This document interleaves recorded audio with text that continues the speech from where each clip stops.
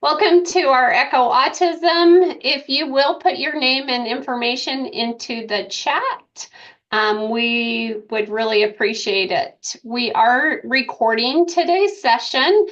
We store those on our Canvas pages as well as our YouTube channel in order for you to go back and review those or share those with other colleagues.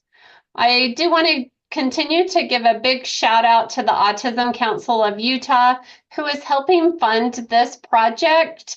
And then also a thank you to all of you who helped fill out those surveys at the end. We are able to then share with the Autism Council of Utah the impact that we are having. So thank you all. If you've never joined an Echo session, thank you for attending and welcome to your first one. There are several key components of an Echo session. The first one is really hopefully developing that professional networking. So if you feel comfortable and are able to turn your camera on, it just helps us be able to get to know each other virtually. So I see Marla on my screen, and so when Marla shares something, I know where I can reach out to her and do some follow-up questions. We will always have a presenter as well as a case presentation, and then we get to discuss that case and share ideas and have conversations about it. We also store all of those recommendations that everybody comes up with on our Canvas page. So for instance, today's case might really resonate with a family or a client that you're working with and you want to know what we all talk about. You're able to go back and get those case recommendations and use them for any of the families that you're working with. We do share them with the presenter, but you're able to go back and get those as well. We do want to be interactive, so if you have any questions or comments, put those in the chat. Joe is who is going to be monitoring that chat for us this afternoon. So he'll make sure that your questions and everything are answered. We do talk about sensitive topics, so just remember to de-identify that information. Don't share things. If you have any questions about that, you can reach out to one of the hub members. They all have an asterisk in front of their name, so they're easy to find. Renaming your profile, there are 3 little dots that you can go and click on to rename that, as well as also raising your hand down at the bottom of Zoom. There's a way to raise your hand. If you have any questions, you can reach out to me directly and I will share how to do that. In order to get a certificate of attendance, we do ask that you fill out today's survey. It will be dropped throughout the session in chat, and that's how we get that credit for attendance out. Canvas is where we store everything. So if you would like access to our Canvas page, you can just email autismecho@aggies.usu.edu and we will get you access to that Canvas page. We love when you guys present case studies, share the questions that you have, get information from your colleagues. So if you would be interested in sharing a case study or having a case discussion about one of the families, clients that you work with, just email us at autismecho@aggies.usu.edu. We do give out swag for doing that. So you'll get a pretty cool thing. Marla I saw her eyes perk up because she's doing our case today, so she'll get some swag from us. We do have social media as well as where we share information about other echoes that we host, resources that people on the call share with us, information that we have. So if you've not taken a minute, you can take a minute and go ahead and follow us. I am going to stop that sharing and reshare for our amazing presenter who has worked through some technical issues with us today. Kristen. And 1 second, Kristen.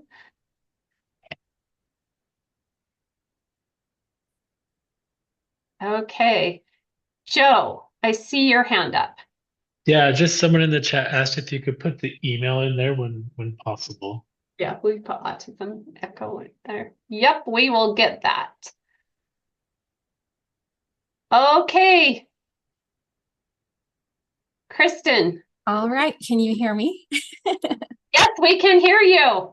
I feel like I'm the mystery presenter today because you get to hear my voice and you can just imagine what I look like. There's a few of you who have gotten glimpses of that.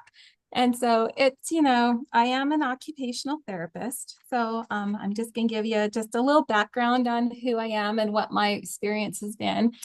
Um, So I have been a pediatric occupational therapist for about officially for 21 years.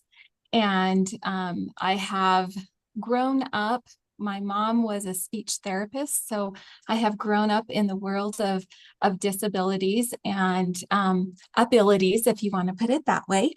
I want today to be a relaxing learning environment atmosphere. And I also have I have professional experience with autism. I have been a certified autism specialist. I also have personal experience as well. My oldest child was diagnosed as PDD, which we don't have that diagnosis anymore, pervasive developmental disorder. And so I have seen kind of from little small child on up to he is a young adult now.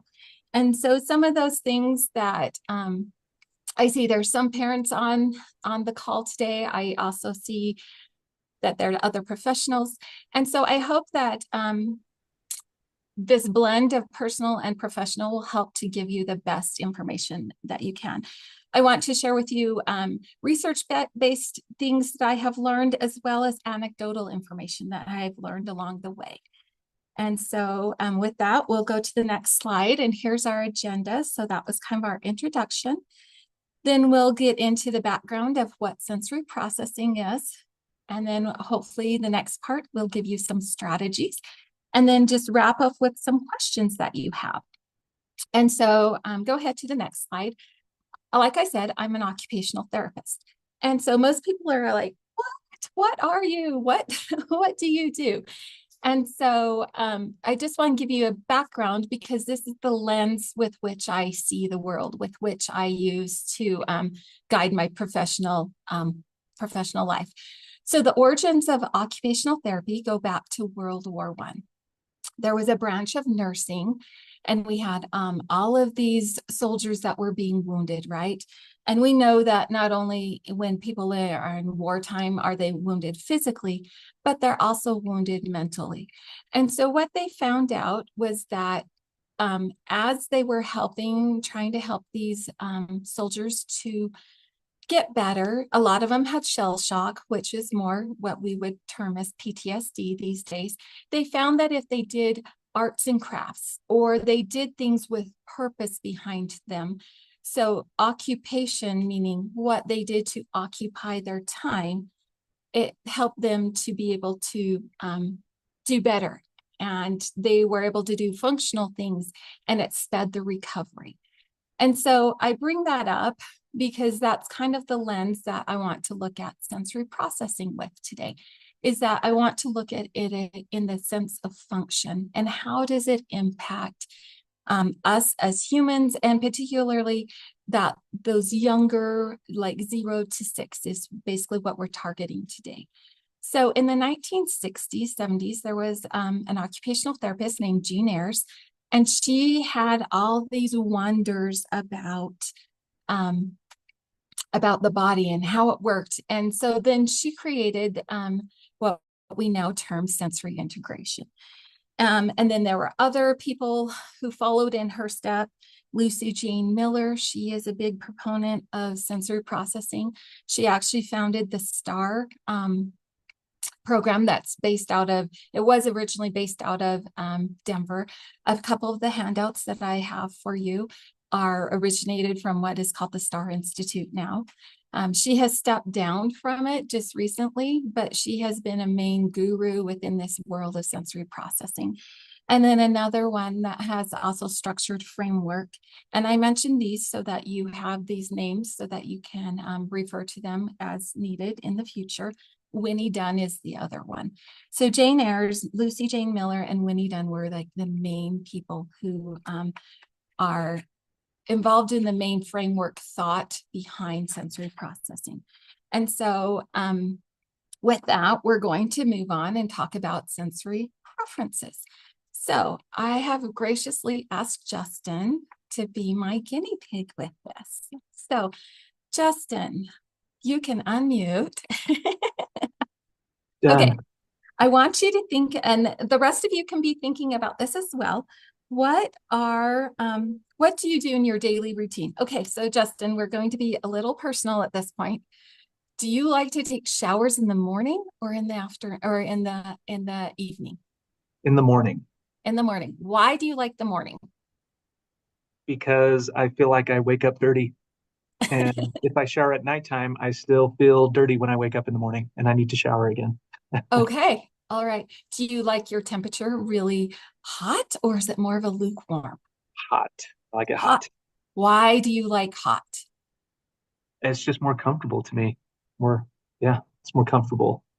What happens if the hot water heater goes out? How do you feel at that moment?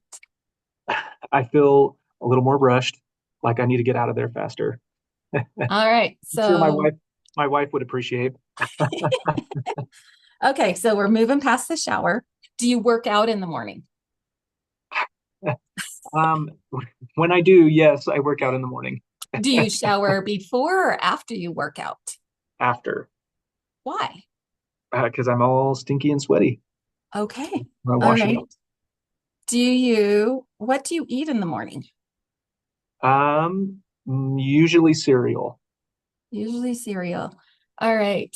What kind of cereal? Is it hot cereal, cold cereal? mostly cold cereal. What would happen if we put it in the microwave? I don't think I'd eat it. Okay. Okay, Cold cereal fair in the enough. microwave. Yeah, I don't know that I would eat that.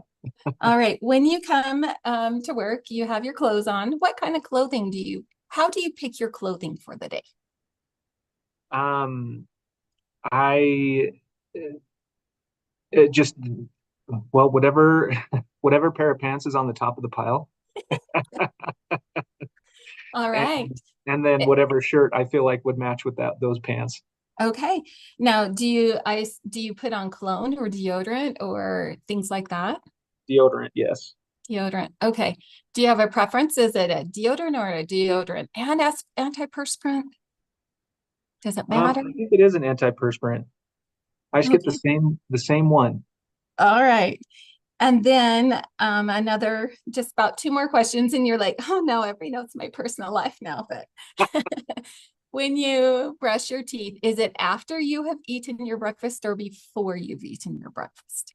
After I eat my breakfast. Why not before?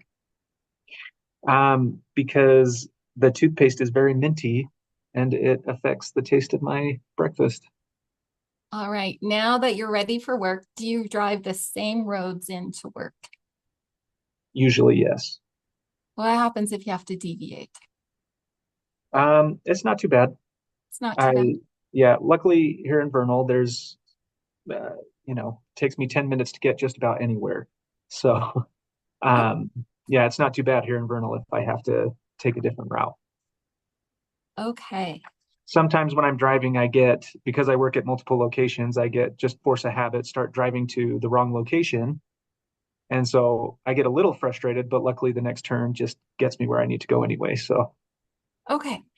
Thank you for sharing your daily routine with me, yeah, Justin. of course. And the rest of everybody, we all know what you do. So I want you to think about this. So there were certain preferences, right? I work with Justin. He's a very typical person, I would say, right? Kind of a thing. But he still had those sensory preferences. So I hope that as we get going, I want you to think of those specific children that you work with. What are some of their sensory preferences. But I also want you to think about what are your own sensory preferences, because how you see the world, it changes how you view how other people see the world as well. If you'll go ahead and advance the next slide. So we want to talk about an overview of sensory processing. So sensory processing is such a deep topic. You can go do very intensive studies with it. You could study it for months. We only have mere minutes to discuss it. So to oversimplify it, in a nutshell, I want you to think of sensory processing as we have different nerves in our body that pick up information, right? They are picking up a piece of sensory information. So for example, when you touch that hot stove, that information of hot, hot, hot goes to your brain. Your brain says, it shuffles around, it sorts through, it organizes and says, hey, that's dangerous, move your hand. And so then it sends out to the rest of the body, again, a response to say, hey, I need you to move your hand. So we have all these different pieces of sensation coming in. And overall, really what happens is that each of these pieces of sensation come in and they become and create what we call our collective conscious reality, right? That's what's real for us over time. So I want you to think about this. So with sight, we're looking at what's the brightness, what's the shapes, what does it appear to be, right? Those kinds of things. In the taste area, we're detecting, is it sweet? Is it salty? Is it sour? Is it bitter? In the olfactory, we're basically looking at, is it a pleasant or an unpleasant or a dangerous smell? Within that category of sound, which we also refer to as auditory, the loudness, the direction, it's called echolocation. Can I tell where that sound is coming from? And then the interpretation of that sound as well. Then tactile is responding to the temperature, the size, the shape. So you can see, like when I was talking to Justin about those things, I was asking about temperature. I was asking about textures. I was asking him about all these different pieces of it. And sometimes we forget, because we get so absorbed in there's a behavior going on, that we forget that these are just pieces of information that are being taken to the brain that are somehow not being processed well, right? When it doesn't work well. Our head movement in space, so vestibular. In your inner ear, you have a piece where it tells you where your head is in relation to gravity. My head is upright, it's upside down. I'm tilting my head to the left, I'm tilting it to the right. And then there's another sense called proprioception. It's a big word. It just means when you take it at its root word, meaning one's own. So that is the thing that tells you I can put my arm out and move my head, but still know that my arm is out. It gives you that joint and muscle sensation. It tells you about force, of graded force. So if I'm going to close a door, that's the thing that tells me I'm closing it really hard. Or if I'm tapping a friend, that is how I know that I'm tapping in a soft manner or in a hard manner. It also tells us if our body's in flexion or extension. Then we have another sense that is kind of new to the sensory world, but it's always kind of been there. It just hasn't really been accepted as one of the main senses. And it's what we call interoception. And those are those visceral somatic sensations. Those are the things that tell me I have pain. Well, this is my body temperature. I'm hungry. It also can go into your bowel and bladder concerns. So the thing I want you to note with this particular slide is that there is a link between sensory input and emotions. And any of these can also, any of these areas can trigger that. There are sensations that are internal, which is more of that interoception, and there's external ones. These also influence our social ability in our relationships. Our memories, if you think of it, are made up of sensory experiences. And just because one system is working and another isn't, there is this dynamic kind of interplay that happens between systems. So we have to look at people and children as a whole. right? We have to look at all of their systems to see what's going on. Yes, we want to pinpoint what's going on, but we also need to know that one area can dynamically affect another area. So I want to go to the next thing, the next slide. And I want you to look at this, and you can type in the chat, just what do you see? And it almost like right now, I want you to describe as if you were on the radio. What do you see with your eyes when you look at this picture?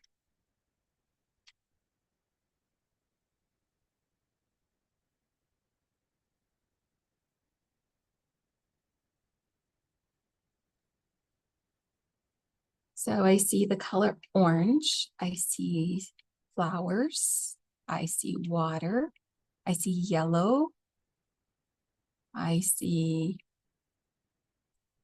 cooling off in the sunset. Okay. Now I want you to type in for me, what do you taste? If you were in this picture, what would you taste? So salt water, the air's maybe a little salty, you can taste that. What do you smell? Ooh, somebody's got oregano, they're cooking on the beach. Some fish, what do you smell? Flowers. What does this flower smell like?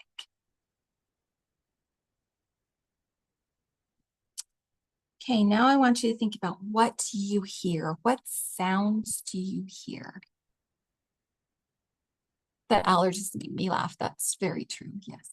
Maybe the seagulls, you hear the waves crashing, right? Is there anything going on with your head movement? Do you feel where you are? Maybe if you're in the water, would you feel the movement of that water? Okay, and then I want you to think about, what are you touching? Do you feel the sand? Do you feel what are you feeling? And then the last one I want to ask you is, internally, how's your tummy feeling? How's your body temperature feeling? Those kinds of things. Now, overall, I want you to think of an emotion. What does this feel like? Label it with an emotion. So I'm seeing like safe, happiness, peace, calm, those kinds of descriptions. Now we're going to do the same thing with the next picture. So here's the next picture. And I want you to start off with your sight. What do you see? What do you see?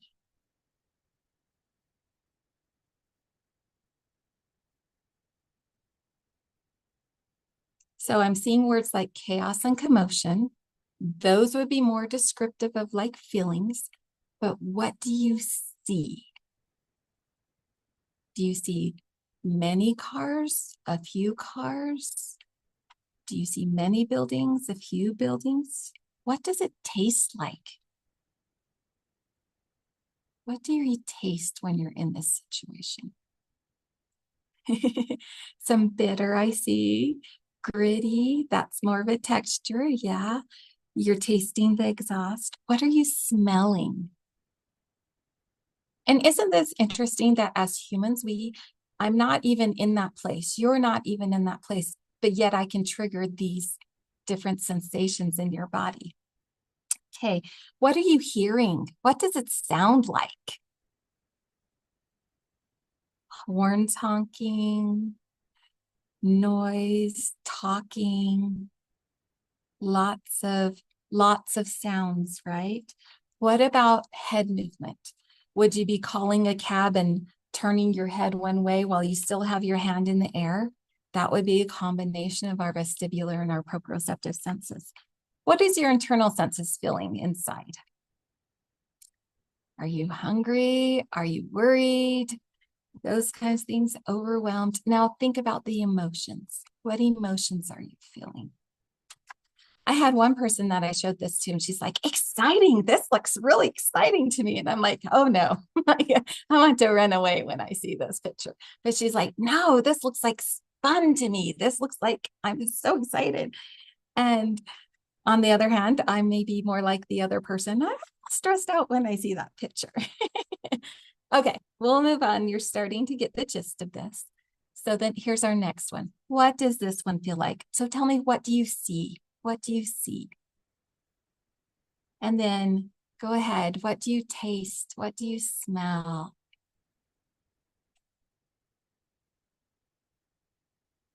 When we touch, what do we touch? Is it a soft feeling? Is it a hard feeling? Now, what are the emotions when you see this? What does this feel like when you see this child?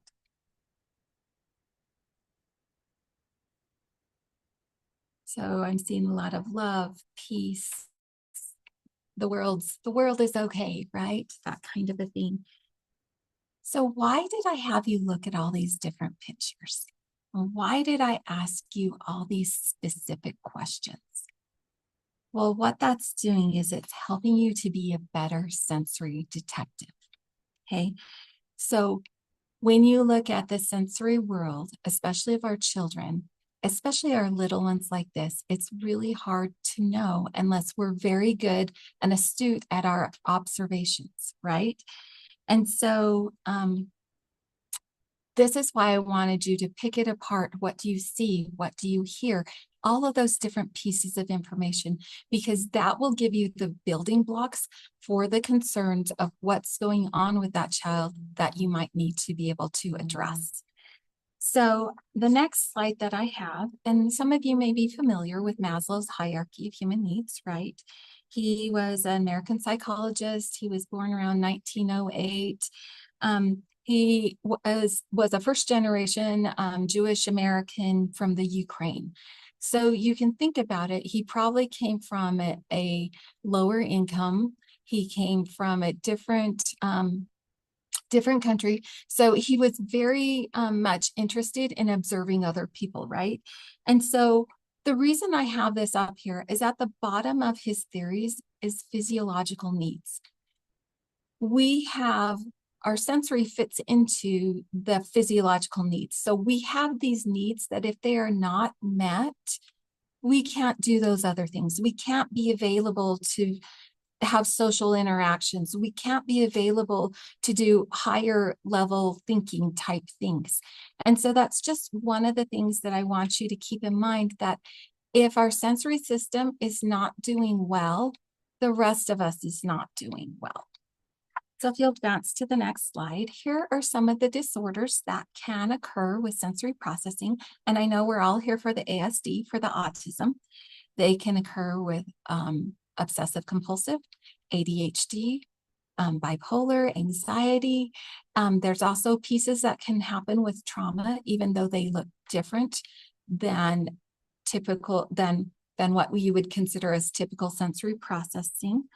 And so what makes the difference between a sensory preference, like we talked before, and a sensory dysfunction? Well, in a short, little concise way of putting it, it's the frequency, the duration, and the intensity. So if instead of having just a tantrum, you're having a meltdown has more intensity to it, right? It has a longer duration to it. It has a greater frequency a lot of times. And the other piece is that between a sensory piece of sensory preference and sensory processing dysfunction is how does it impede function, right? And I just also want to point out here too that if you have an autism diagnosis, you don't necessarily grow out of it, right? It is there for the lifetime. So I've had people say, well, I just grew out of it. Well, then that's not truly what you had, right? And within the world of autism, we have to be really savvy consumers because there's a lot of things out there, right? There's a lot of things that say, this is awesome, but we have to be able to look at it and make those decisions. You know, is this a piece of snake oil or is this a piece that actually has some evidence behind it? The next slide, please. So here are some of the things that happen when sensory processing isn't working well. So you may see what's called gravitational insecurity. That could be, it's basically what it means, like you're insecure in a different state of gravity. So for example, going downstairs or upstairs, that may look like the Grand Canyon. It may be very scary, especially to our little like 2- and 3-year-olds that are just learning how to navigate their legs on stairs. It can affect your movement, the quality of your movement, the amount of your movement, and balance. Muscle tone can be affected. It can also affect what we call bilateral coordination. Bi meaning two, lateral meaning sides, being able to use those sides together. It can also impact things such as our auditory language processing, our visual spatial processing, how far away is something, our depth perception, those kinds of things. It can affect what we call motor planning. Motor planning is when your brain has to think about it and your muscles have to be tight or loose. A good example of motor planning is when you learn to ride a bike, right? You think about it and you say, okay, I'm putting my hand on the bar, the hand's on the bar, my foot's on the pedal, it's down, it's up, it's down, it's up. Over time, that becomes automatic, right? But that time when you're learning, that's called motor planning. It's when your body and your mind are coordinating together. Tactile perception is also in there. Your availability for academic learning. And again, we have some of the littles, but they're still learning things. We can expect them to do higher level things if we're not ready for that. Some of our children are just doing that piece of joint attention, right? Where I'm looking at an object, you're looking at an object, we're looking at the same object, and then we start to build from there.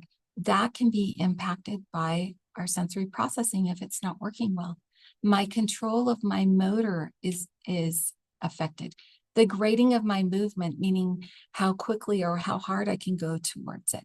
But then if you notice those 3 that I have in bold, your emotional security, your self-confidence, and your stress level, those are all things that can be impacted when our sensory processing isn't working well.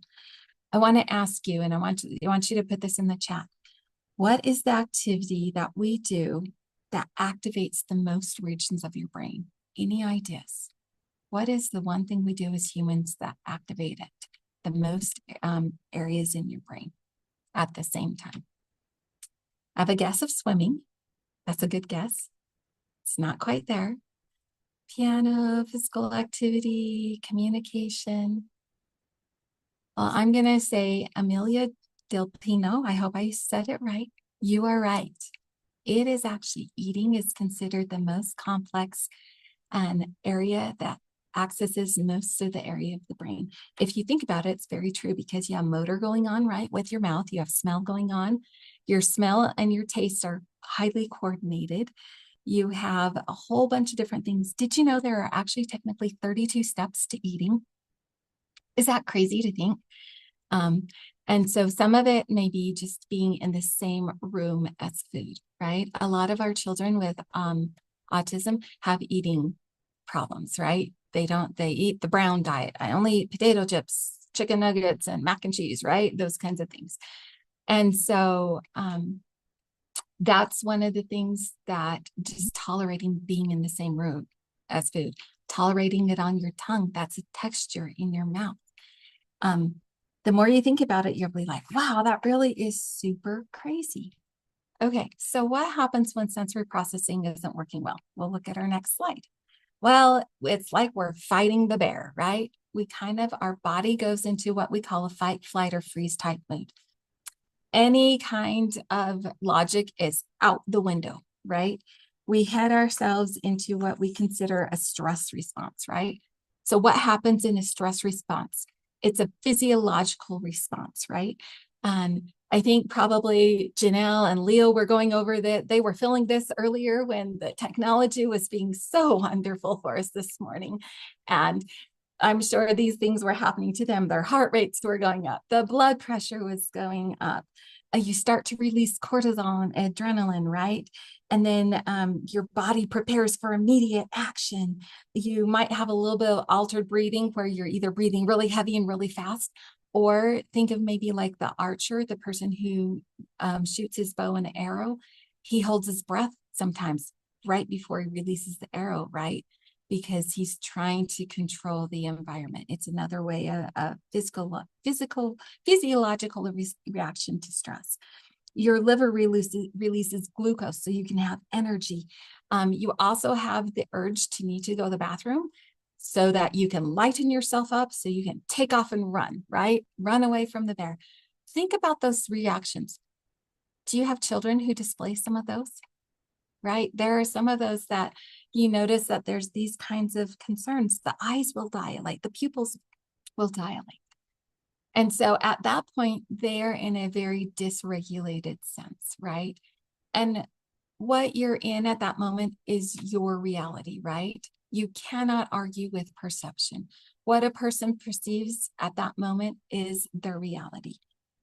So and another thing to keep in mind too with our children too is that if our response is elevated, their response is going to be elevated, right?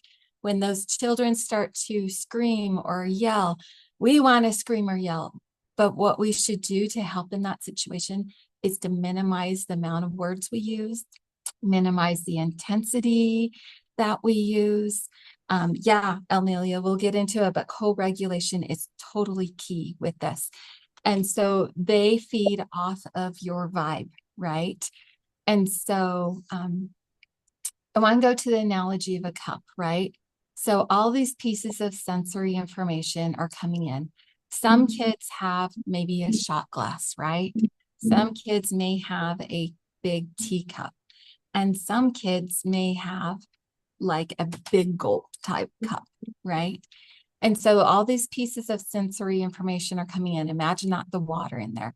And so what happens when it becomes over to the top? It's going to overflow.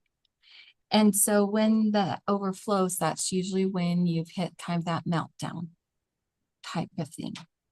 And so there's a certain threshold that we want to get to. We want to have enough sensation that we are in a good state, but not too much that we're over our capacity to be able to interact and to do all the different things that we're asked to do or we want to do in that moment. I also want to kind of talk a little bit about spoon therapy. Not theory.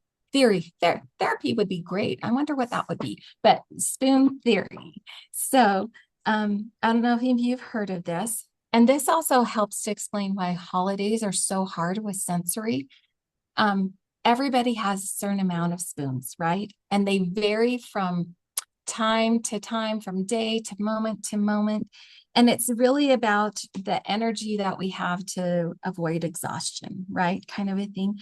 And so sometimes we borrow a spoon, like our cup is getting so full, we're going to borrow another spoon, right?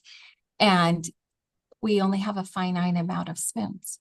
And so once we're out of spoons, we're totally spent, right? So I want you to think about it as an adult. Sometimes we have a party to go to and you're like, I got to get dolled up for the party. I've got to interact with people. I hope I smell good. I hope, you're going to have all these thoughts going through your head as you interact. But then the next day you're like, I can't do anything. I used all my good energy, right? I used all of my social ability. And so it's about the spoon theory is about what happens now versus in the future. What are some of the things that what are the essential tasks that we have to do now versus the optional tasks, right? Kind of a thing. It's that high energy versus rest. And this is really kind of critical when it comes to sensory processing. And so, this is when we need to know and be wise enough to schedule our breaks, right? We need to assess our energy level. We need to prioritize, plan the breaks, and then communicate our needs. Our children sometimes can't do that for us. So through observation, we need to learn how to do that. Okay, let's go to the next slide. So this is talking about what does that dysregulation feel like? And this is where I want to share some anecdotal pieces for you, as well as different things that I have learned over time so that I hope this gets your brain thinking about what could possibly be happening with the children who you interact with. So in the auditory category, years and years and years ago, probably like 20 plus or more years ago, there was a cadaver study that was done on people with autism who had had a diagnosis of autism. And what they found is we have a certain amount of like nerves that come in to pick up our auditory information. What they found is that the autism population in this particular study had fewer actual number of nerves in it. Does that make sense? So let's say, and I don't remember the exact numbers. Let's say the normal person has 10 nerves. The person with autism only had 5 nerves. So think about that quantity of sound coming out. If you have 10, it can get dispersed, right? But if you have 5, it's taking a lot more brunt force. The same study also said that the perception of a lot of these people, when they talked to them, of course, before they died and things like that, was that it felt like pain. It felt like their finger being cut. So if you think about that, if that sensation is truly there, maybe that is why I avoid that particular sensation. I want you to, here's another kind of fun fact. If you were to pour water into 2 identical cups, did you know that you can tell the difference between hot water and cold water just by the sound? If our ears are that sensitive to pick up those different pieces of information, how interesting is that, right? There are some children that I've worked with over time that they can actually, they went to an audiologist and they can actually hear sounds that most people cannot hear. And these were children that were on the spectrum. And then another piece is that sometimes they can hear long distances away, like this mother described for me that they could be in one area of the house, totally at a separate area, and that child could still hear the whisper. So think about those different sensations, how they would impact you. And I want you to think about, especially when they're on auditory overload, your words are expensive and you have a limited budget. So think about that phrase when you're using your words. I want to talk about the visual aspect. So I had one of my coworkers, she had heard me talk about sensory processing a lot, and she said, oh, it all made sense. My daughter doesn't like to, she won't eat all her stuff on her plate. And she said, and I've heard you talk about visual clutter, like there's so much stuff to look at that it's so hard to figure out what to look at. And she found that if she put just a little bit on the plate, then she was able to get the daughter to eat all of the food that was on the plate, the same quantity that she'd been struggling to get, but it's just because it was visually presented in a different manner. There are also links between visual clutter and anxiety.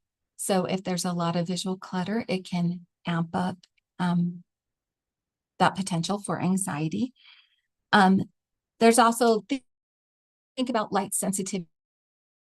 So about, 2 years ago, I got the flu really bad and my eyes were so sensitive to light. It was painful. I actually had a sensation of pain. And I've had other people tell me that too. Like my oldest son that I told you about has sensory processing concerns. And when he was little, he could not ride in the car unless we had sunglasses on him or like a baseball cap on it, because it was actually perceived as a pain sensation. And also in this visual area, sometimes we'll have our children on the spectrum are also noted for lining things up, right? If you think about that, that is a visual strategy that they're using to create order in their world.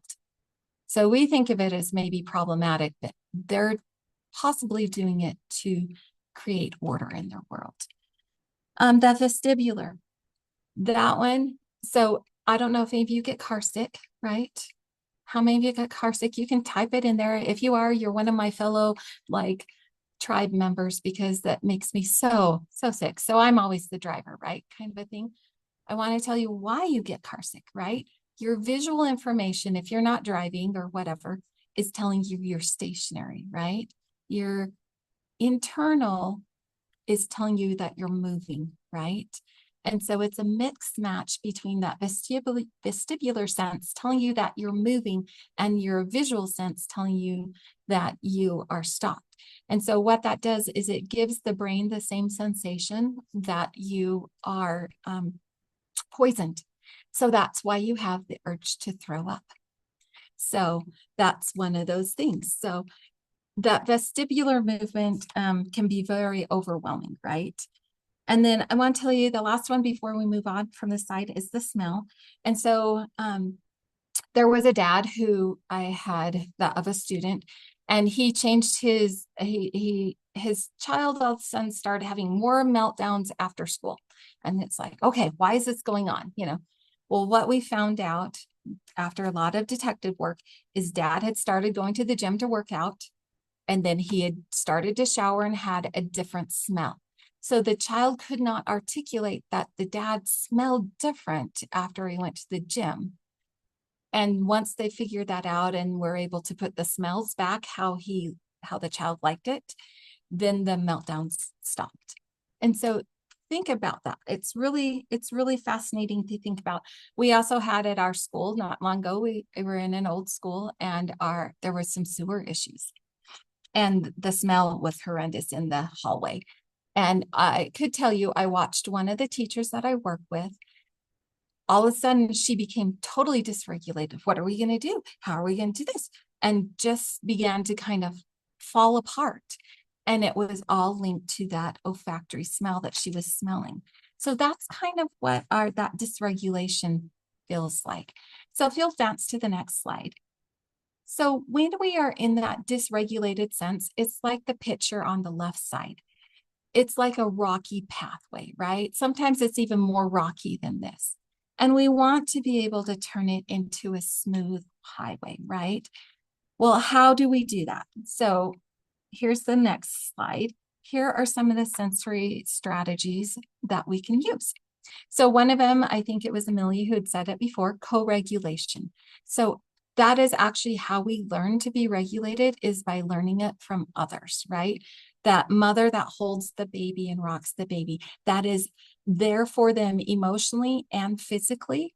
That serve and return that is described in the literature with attachment theory, those kinds of things build that regulation. One of the things I work with little tiny 3-year-olds that come in, and this one poor child, he just cried and cried and cried. And so all I did was I went and sat by him, and I had my hand by him on his back. And he had probably been crying for like 20 minutes or so. And I just sat next to them. I just had positive thoughts in my head. You know, you can do that with like your meditation type things and yoga type things and mantras and things like that.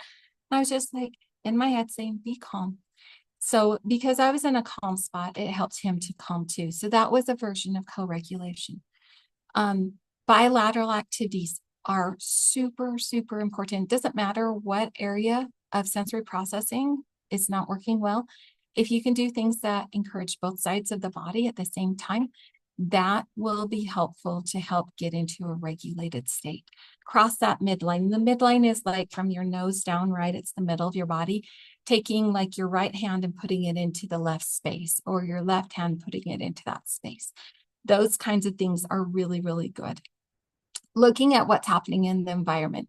Where's the noise coming from? What are the lights looking like? Another one that helps to is really crucial for sensory regulation is breathing, and deep breathing. I will have the children lay on the floor. I'll have them put their hands over their tummy and breathe in and breathe out, right? That breathing will help to regulate the children faster than almost anything. They actually use this, like the SEAL teams, you know, that go out and work for our military. They teach them what's called the square breathing, you know, and that's how they learn to process some of the stressful things that they're going through. One of the things I've included for you is the red, green, blue sensory routines. So red are alerting activities. Blue is the calming, and green is the just right. And so there's a routine to that, and that's in the handout that you have access to. Another one is the anticipation. Is you want to be able to tell children, okay, there's going to be a fire drill. It's going to be loud. We're going to go to the parade today and the siren's going to come. It's going to be loud, but we can get through it. There's a bit of that piece of information that if we can anticipate what will happen, it helps us to be able to calm ourselves neurologically, and with pieces of our brain, it helps us to be able to be more available. If you need to alert somebody, fast, this is going back to like rhythm and music and things like that. Fast music is alerting, right? Arrhythmical music is alerting.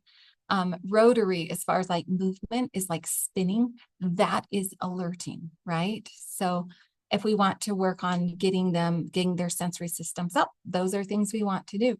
If we want to calm sensory systems, we want to do slow things. We want to do rhythmical things. We want to do linear things. So like a swing, doesn't matter if you're going front to back or side to side, that is considered linear. If you can find music that has 60 beats per minute, which is essentially one beat per second, that is calming to the body, and it's regulating. So sometimes metronomes are used for that. Heavy work is basically just things that involve our muscles and make our muscles work hard. Push-ups, sit-ups, pushing on the wall, pushing our hands together, pulling our hands apart.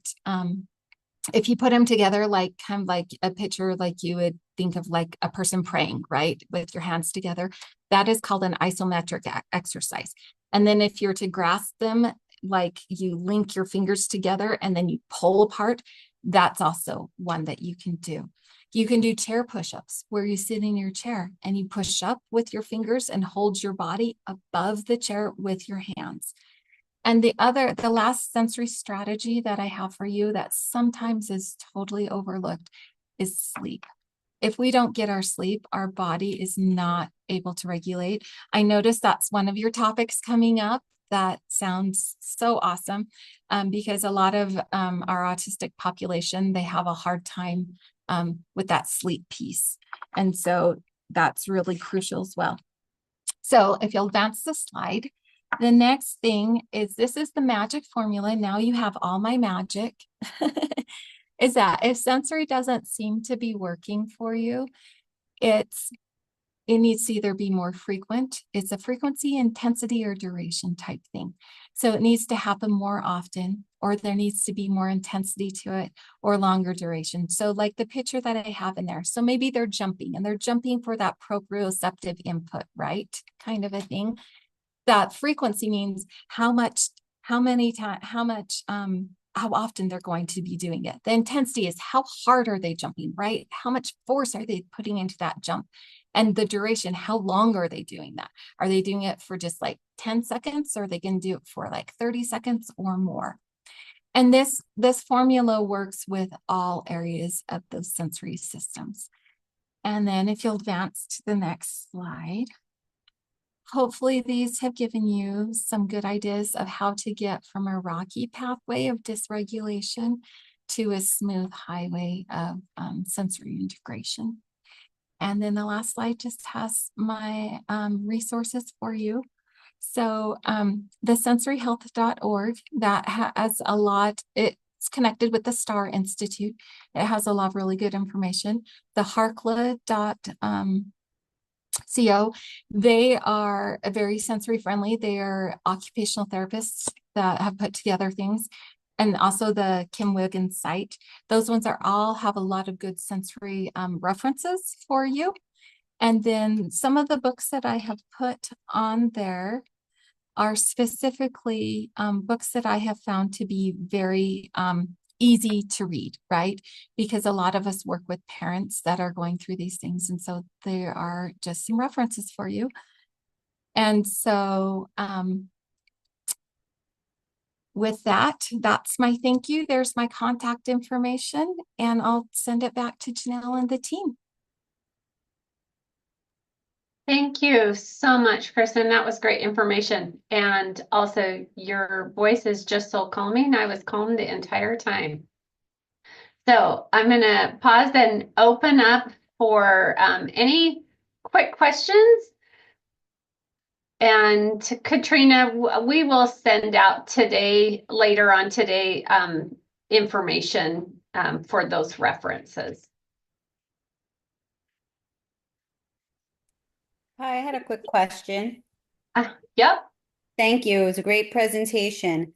So I'm an SLP and I also am a board certified orofacial myofunctional therapist. And what I've learned by studying orofacial myology is if we look at the muscles of the face and mouth for sleep, breathing, and speech, as well as feeding, that is very much related to how individuals process information and their sensory processing. I don't know if you have any input on that as far as orofacial myofunctional disorders and the autistic population or sensory processing, if there's any research that you've seen. Not that I have seen exactly. So, but it sounds like it would make sense to me. I just don't have any evidence resources on it. Mhm. Okay, thank you. Joe, you had your hand up, and so I don't know if that was a question that you had.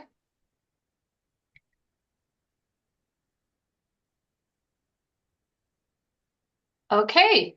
Well, I thank you again, Kristen. I am going to ask Marla to talk so I can find her on my screen. Can you hear me? Yes, there you are. I just need to find you. Okay. And then we'll share the screen and we'll go over our case presentation today. Thank you. I'm excited to hear from all of you for this case presentation and the suggestions that you have. My name is Marla Neff, and I work at the Up to 3 Early Intervention program here at the Institute for Disability Research, Policy and Practice. And the background on my case there, I provide some parent coaching for a young child, he's almost 3, who has an autism diagnosis. Some of his favorite activities are when they're playing, he's either throwing balls or outside he's throwing rocks. He's climbing on everything and jumping. He likes to play with water, and he does play with some stacking toys. He does say mama and dada that they understand, but most of his intentional communication is mostly through crying or jabbering, babbling kind of. He will take mom and dad's hands to take them to what he wants sometimes, or he'll bring things to them and put it in their hands, and then they have to guess what he wants to have happen with it. He often will tantrum when he is told no, or if he has to wait, or if he can't have what he wants, and then they get to kind of guess to see what he wants.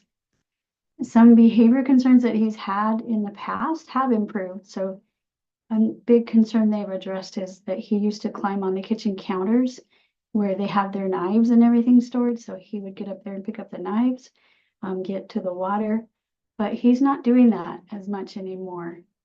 He still will bang his head on the floor or on the wall when he's told no or when he can't have what he wants. So for them taking him out or going places, even places that he has loved to go, has been kind of a challenge. He loved to go to his grandpa's house. He loved to go to the park and slide. And then sometimes it would be really hard to even take him those places or to have him leave. The parents tried picture cards of where they were going, kind of a PEX, but also just to say this is where we're going. Another situation is at the store. He would lay on the ground by their shopping cart and cry and bang his head. And they found that he did a little better when they brought random things from home with him to the store. And if they put him in the cart and showed him the PEX card about when they were coming. So he's doing better with that, had just a little bit less resistance and didn't want to leave the store. And one of his favorite activities at the store, which I thought was so cute, is he likes to be the one to scan the items when they're checking out at the counter. When he was climbing on the kitchen counter, his parents would try to redirect him, kind of to do an obstacle course or just go to the front room and jump on the couch or play with another toy. And like I said, he's not climbing as much now as he was last year. This is a family that has some Native American. One of the parents is Native American and one is Caucasian. Dad is home most of the day, and then mom works. And then there's one brother in the home as well, and he's 16, who he also has a diagnosis of autism. So here are the biggest concerns for the parents. They were wondering, the biggest concern is the head banging when he's told no or he can't get what he wants, and that he also still will climb on the shelves.